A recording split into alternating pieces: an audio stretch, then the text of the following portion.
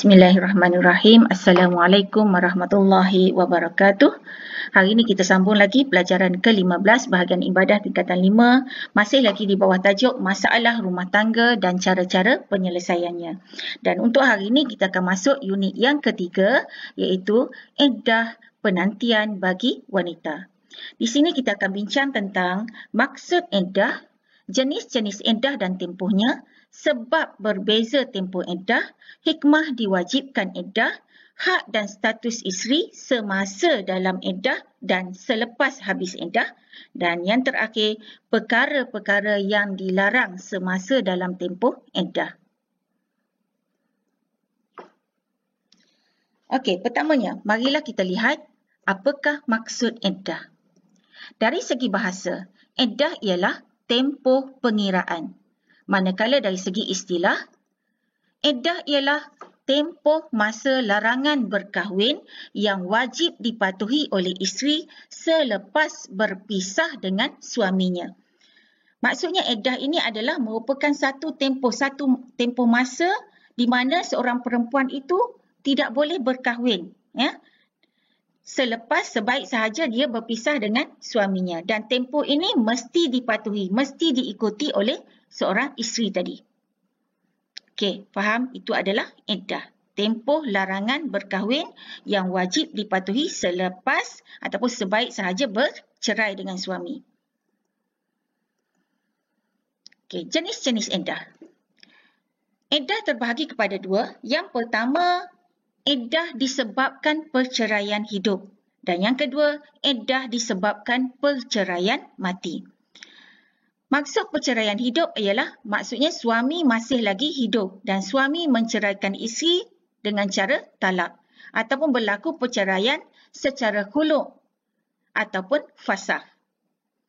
Manakala perceraian mati adalah apabila suami meninggal dunia, maka itu dipanggil sebagai perceraian mati.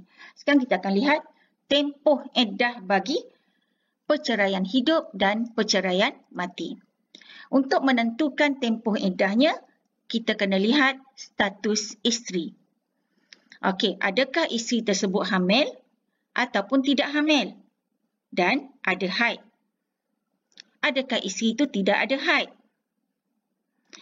Adakah isteri itu sudah disetubuhi atau belum? Okey.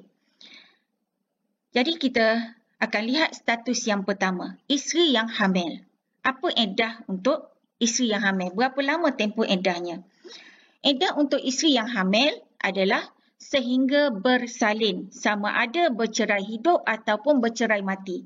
Jadi semua perempuan yang diceraikan secara talak, khulu' ataupun fasakh ataupun suaminya meninggal dunia dan dalam keadaan pada masa itu dia sedang dalam keadaan hamil, maka iddahnya ialah sehingga bersalin. Maksudnya sebaik sahaja dia bersalin, maka tamatlah iddah. Selagi belum bersalin, masih lagi dalam iddah.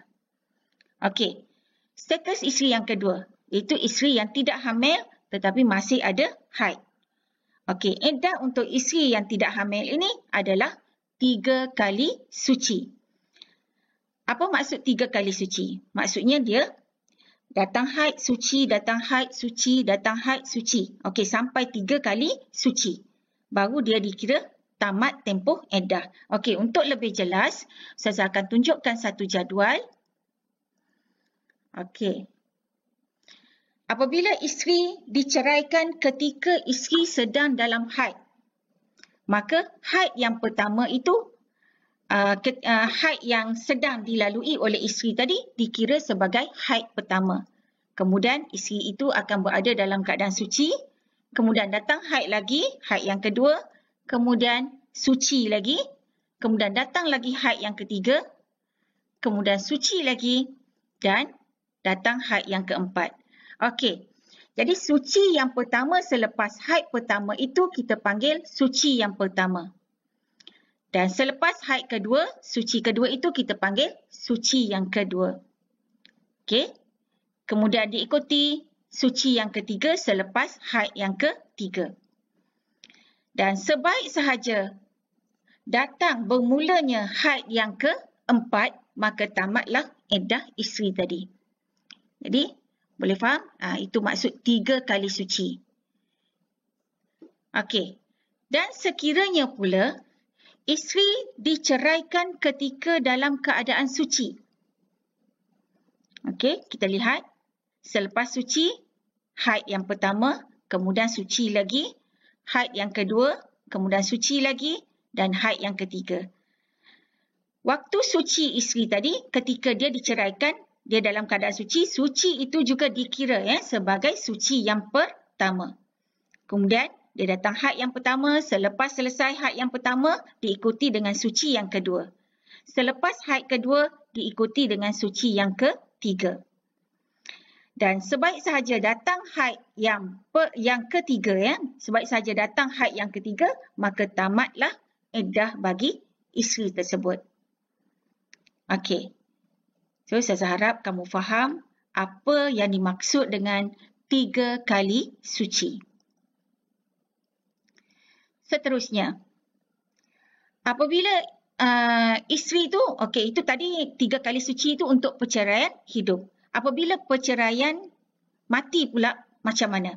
Okey, iddahnya ialah 4 bulan 10 hari. Kenapa lama? Ini adalah dikira sebagai tempoh berkabung, sebagai penghormatan untuk suami yang meninggal dunia. Jadi tempoh dia lebih lama. Okey, seterusnya, untuk isteri yang tidak ada haid, sama ada tak pernah datang haid ataupun dah putus haid, sudah menopause, iddahnya ialah 3 bulan. Manakala untuk perceraian mati, iddahnya sama seperti isteri yang ada haid juga, iaitu 4 bulan 10 hari.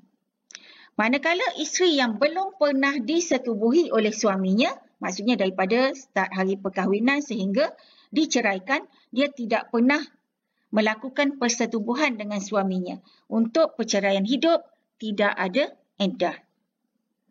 Okey. Isteri ini tidak perlu beriddah. Kerana apa? Kerana rahimnya dalam keadaan bersih. Tidak ada benih suami dalam rahimnya. Manakala jika suami meninggal dunia, dia tetap ada iddah. Itu berbeza perceraian hidup dengan perceraian mati. Sebab walaupun belum disetubuhi, tetap juga akan bersedih. Misalnya baru selesai akad nikah, suami keluar sekejap, kemudian berlaku aksiden menyebabkan kematian suami. Jadi sudah pasti isteri itu juga dalam keadaan bersedih. Dan dia ada iddah untuk isteri tadi juga sama seperti yang lain-lain, iaitu 4 bulan 10 hari. Jadi yang berbeza cuma isteri yang hamil sahaja. Isteri yang hamil dalam apa keadaan pun ialah sehingga bersalin. Baiklah pelajar, tadi kita dah pun lihat tentang tempoh iddah bagi isteri, sama ada perceraian hidup dan perceraian mati, dan Ustazah harap kamu dapat faham dan dapat membezakan antara kedua-duanya. Okey, seterusnya kita akan lihat pula sebab-sebab perbezaan tempoh iddah. Okey, bagi iddah perceraian hidup, okey, kita lihat bagi isteri yang tidak hamil dan masih ada haid, iddahnya adalah 3 kali suci, manakala yang tidak ada haid, iddahnya 3 bulan. Ini adalah untuk membersihkan rahim wanita daripada benih suaminya. Proses ini sangat penting untuk menjamin kesucian nasab ataupun keturunan. Dan jika isteri tidak diwajibkan beriddah, sebaik sahaja bercerai, dia berkahwin dengan lelaki lain, kemudian didapati mengandung, sudah pasti akan timbul kekeliruan tentang nasab anak tersebut. Kerana dalam rahimnya mungkin masih ada lagi benih bekas suaminya. Jadi, di situlah sebab kenapa Islam mewajibkan perempuan ataupun isteri menjalani tempoh iddah. Supaya rahimnya tidak ada lagi benih bekas suaminya. Okey, seterusnya, bagi wanita yang mengandung, iddah baginya ialah sehingga bersalin. Okey, ini adalah supaya perempuan yang mengandung tadi, isteri yang sedang mengandung tadi, dapat menumpukan perhatian sepenuhnya kepada penjagaan kesihatan dirinya dan kandungannya. Seterusnya, bagi perempuan yang belum pernah disetubuhi oleh suaminya, tidak ada iddah baginya. Kenapa? Kerana rahimnya bersih daripada benih suaminya. Jadi tidak perlu kepada iddah. tidak perlu kepada pembersihan rahim tadi. Sebab dia tidak pernah melakukan persetubuhan dengan suaminya sepanjang tempoh perkahwinannya. Okey. Seterusnya bagi perceraian mati pula ya. Maksudnya suami meninggal. Iddah bagi seorang perempuan itu adalah 4 bulan 10 hari. Kenapa 4 bulan 10 hari? 4 bulan 10 hari ini adalah sebagai tanda berkabung ataupun tanda bersedih seorang isteri di atas kematian suaminya. Dan dia juga sebagai tanda isteri tadi menghormati suaminya yang telah meninggal dunia. Seterusnya, kita akan lihat pula hikmah diwajibkan iddah. Antara hikmah diwajibkan iddah ialah yang pertama, memberi peluang kepada pasangan suami isteri untuk menenangkan fikiran selepas berlakunya perceraian. Yang kedua, untuk memberi peluang kepada suami isteri berfikir semula sama ada ingin meneruskan hubungan yang terputus tadi ataupun menamatkannya setakat itu sahaja. Dan ia juga memberi peluang kepada pasangan untuk berbaik semula setelah menyesal atas perbuatannya yang telah dilakukan sebelum ini.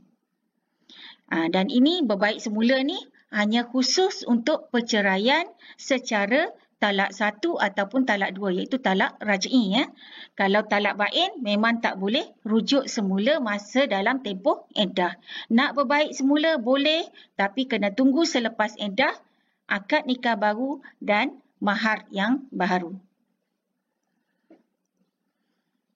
Hikmah iddah juga adalah dapat membersihkan rahim wanita daripada benih suaminya untuk menjamin kesucian nasab dan keturunan. Seterusnya untuk menzahirkan atau dapat menzahirkan, membuktikan kesucian ikatan perkahwinan yang sangat tinggi nilainya di sisi agama. Dan ia juga sebagai tanda penghormatan isteri kepada suami yang telah meninggal dunia. Dan ia juga membuktikan kesetiaan isteri kepada suaminya tadi. Selain daripada ia sebagai tanda berkabung ataupun tanda bersedih untuk isteri tadi. Okey, sekarang kita lihat pula hak dan status isteri semasa dalam iddah. Apa yang isteri boleh dapat? Apa status mereka semasa dalam tempoh iddah?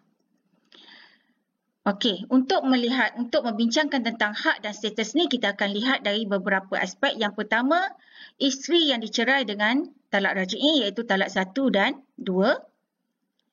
Yang kedua, isteri yang bercerai dengan talak bain. Dan yang ketiga, isteri yang kematian suami. Isteri yang bercerai dengan talak 1 atau 2, mereka ini masih lagi di bawah tanggungjawab suami. Jadi kalau dia nak keluar ke mana-mana mesti dengan izin suami. Isteri yang dicerai dengan talak 1 atau 2 dilarang keluar rumah tanpa izin suami. Dan isteri berhak untuk mendapat nafkah zahir iaitu nafkah yang dalam bentuk makanan, pakaian, tempat tinggal dan perubatan. Itu adalah dikategorikan sebagai nafkah zahir. Jadi isteri yang dicerai dengan talak 1 dan 2 berhak untuk dapat nafkah zahir. Dan sekiranya suami meninggal dunia, isteri yang dicerai dengan talak 1 dan 2 ini juga berhak untuk mendapat harta pusaka, harta pewarisan. Dan dalam tempoh iddah tadi juga, suami berhak untuk rujuk walaupun tanpa persetujuan daripada isterinya. Okey, itu adalah hak dan status isteri semasa dalam iddah untuk talak 1 atau talak 2. Seterusnya, untuk isteri yang bercerai dengan talak bain pula, isteri tidak layak mendapat apa-apa hak kecuali tempat tinggal sahaja. Jadi, talak bain berhak dapat tempat tinggal sahaja. Kecuali isteri yang hamil. Kalau isteri itu bercerai talak bain tapi dia sedang dalam hamil, maka isteri tadi berhak untuk dapat nafkah zahir. Maksudnya selain daripada tempat tinggal, dia juga berhak untuk dapat makanan, pakaian dan perubatan. Okey, khusus untuk isteri hamil sahaja. Kalau tidak hamil, hanya tempat tinggal sahaja. Okey, faham ya? Bagi isteri yang kematian suami pula, tempat tinggal perlu disediakan oleh waris terdekat suami. Sekiranya tak ada tempat tinggal, maka tempat tinggal perlu disediakan oleh waris terdekat suami. Dan isteri yang kematian suami juga berhak untuk mendapat harta pusaka. Okey, untuk lebih jelas, kita lihat jadual di sini. Okey, isteri yang dicerai dengan talak 1 atau 2, isteri bercerai dengan talak bain dan isteri kematian suami. Okey, antara yang boleh kita nampak perbezaan antara ketiga-tiga ni. Okey, isteri yang dicerai dengan talak 1 dan 2 masih lagi di bawah tanggungjawab suami. Manakala isteri yang bercerai dengan talak bain, mereka tidak lagi berada di bawah tanggungjawab suami. Isteri kematian suami, memanglah suami dah tak ada kan? Memang tidaklah. Tidak berada di bawah tanggungjawab suami sebab suami dah meninggal. Okey. Isteri yang dicerai dengan talak 1 dan 2 dilarang keluar rumah tanpa izin suami. Dan isteri yang bercerai talak bain juga dilarang keluar rumah. Kalau tak ada sebarang keperluan, tak boleh keluar. Bagi isteri yang kematian suami juga dilarang keluar rumah tanpa keperluan. Kalau bekerja, boleh tak? Okey, kalau bekerja, boleh. Kalau misalnya keperluan di rumah habis dan tak ada siapa yang boleh tolong untuk pergi beli, maka boleh keluar untuk beli barang tadi, kemudian balik semula ke rumah. Tidak boleh dengan alasan untuk shopping, untuk menghadiri kenduri dan sebagainya, tak boleh. Dilarang keluar tanpa keperluan-keperluan yang penting. Okey, seterusnya yang ketiga, untuk perceraian talak 1 dan 2 ini, suami berhak untuk rujuk walaupun tanpa persetujuan isteri. Manakala talak bain, suami tidak boleh rujuk. Seterusnya, untuk perceraian talak 1 dan 2, isteri berhak mendapat nafkah zahir. Talak bain, isteri hanya dapat tempat tinggal sahaja. Okey. Jadi tak semua nafkah zahir dia boleh dapat. Bagi isteri yang kematian suami, oleh kerana suami dah tak ada, jadi tak ada siapa yang boleh bagi nafkah zahir kan. Kecuali tempat tinggal lah. Tempat tinggal di mana kalau isteri tadi tidak ada tempat tinggal, waris terdekat suami mesti sediakan tempat tinggal untuk isteri tadi semasa dalam iddah. Dari segi harta pusaka, isteri yang dicerai dengan talak 1 dan 2 berhak mendapat harta pusaka sekiranya suami meninggal semasa dia masih dalam tempoh iddah. Tapi isteri yang dicerai dengan talak bain tidak berhak mendapat harta pusaka. Isteri yang kematian suami memang berhak mendapat harta pusaka. Okey. Saya harap jelas tentang perbezaan ketiga-tiganya. Sekarang kita balik kepada tajuk kita. Okey, tadi kita dah bincang hak dan status isteri semasa dalam iddah. Sekarang kita lihat pula hak dan status isteri selepas habis iddah.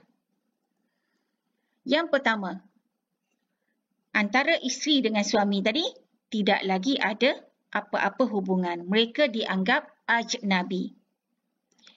Yang kedua, pasangan tadi bebas menentukan kehidupan masing-masing. Tidak lagi terikat antara satu sama lain. Mereka berhak untuk berkahwin semula, sama ada nak berkahwin dengan bekas suami ataupun nak berkahwin dengan lelaki lain. Masing-masing ada hak menentukan hidup mereka sendiri. Seterusnya yang keempat, isteri tadi berhak untuk dipinang oleh lelaki lain yang ingin memperisterikannya. Baiklah pelajar, Ustazah harap kamu dah dapat faham dan dapat bezakan antara hak dan status isteri semasa dalam tempoh iddah dengan hak dan status selepas tempoh iddah. Seterusnya kita akan lihat pula perkara yang dilarang semasa dalam tempoh iddah. Sama ada iddah perceraian hidup ataupun iddah kematian suami. Jadi di sini terdapat 4 perkara yang dilarang. Yang pertama ialah peminangan, yang kedua berkahwin, ketiga keluar dari rumah yang disediakan suami dan yang keempat berhias diri. Bagi iddah perceraian hidup, larangan yang pertama peminangan. Haram bagi lelaki lain meminang seorang isteri yang dalam iddah tadi sama ada secara soreh ataupun secara kinayah. Manakala iddah kematian suami, haram peminangan dibuat secara soreh tetapi harus dibuat secara kinayah. Manakala larangan yang kedua tentang berkahwin pula, bagi iddah perceraian hidup, haram wanita dalam iddah tadi berkahwin dengan lelaki bukan suaminya. Begitu juga iddah kematian suami, juga haram berkahwin dalam tempoh iddah.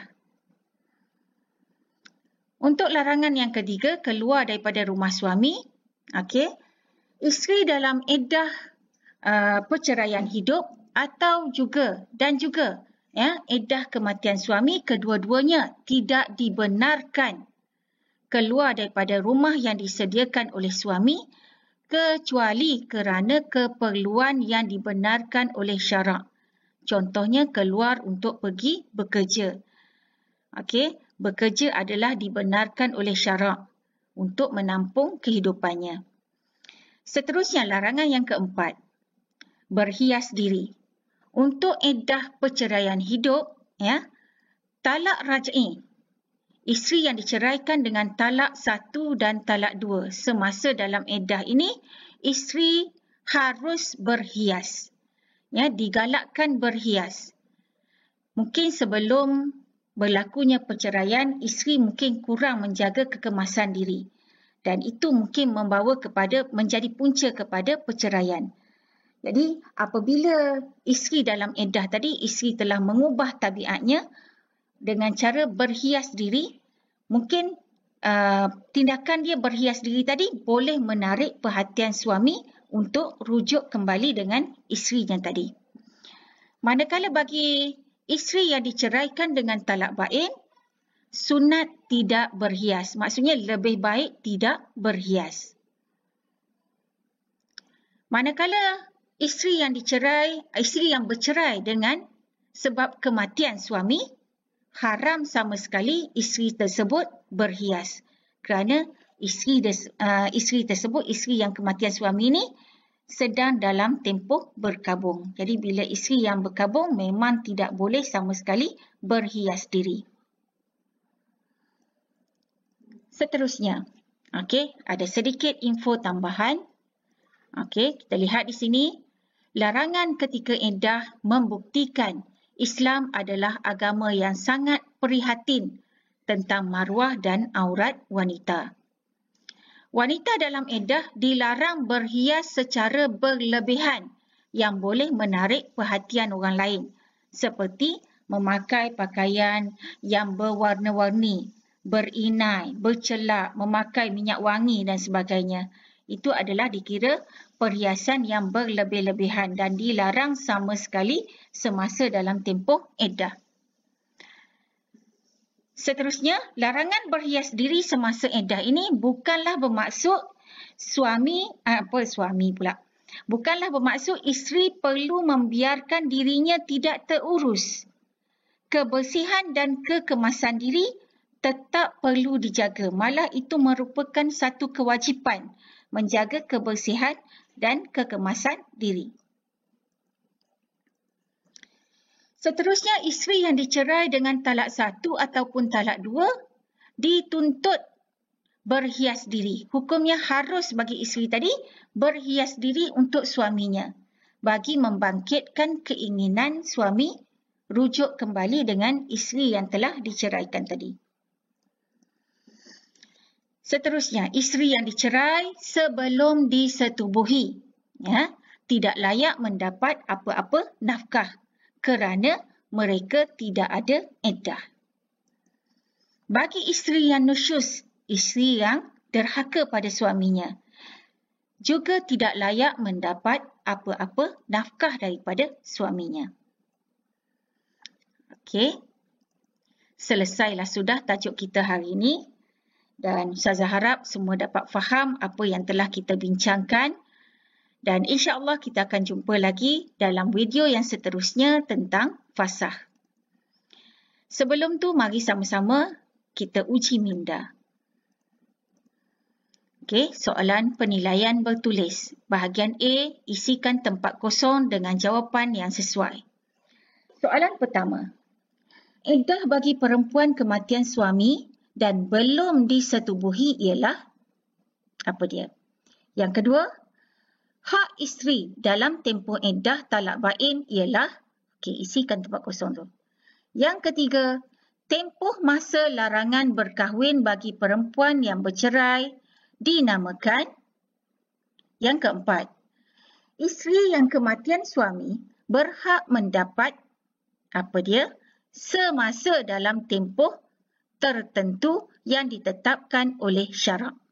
Yang kelima, dalam tempoh iddah, perempuan yang kematian suami diharamkan apa? Yang keenam, iddah perceraian hidup bagi isteri yang hamil ialah. Yang ketujuh, iddah perceraian hidup bagi isteri yang putus haid ialah. Yang kelapan, iddah perceraian hidup bagi isteri yang belum disetubuhi ialah. Okey, isikan tempat-tempat kosong tersebut dengan jawapan yang sesuai. Bahagian B, soalan 1, apakah maksud iddah? Yang kedua, jelaskan 2 hikmah diwajibkan iddah. Okey, seperti biasa, tulis jawapan dalam kertas kajang ataupun PowerPoint dan hantar kepada Ustazah. Jangan lupa tulis nama pada kertas jawapan. Sekian. Assalamualaikum warahmatullahi wabarakatuh dan selamat belajar.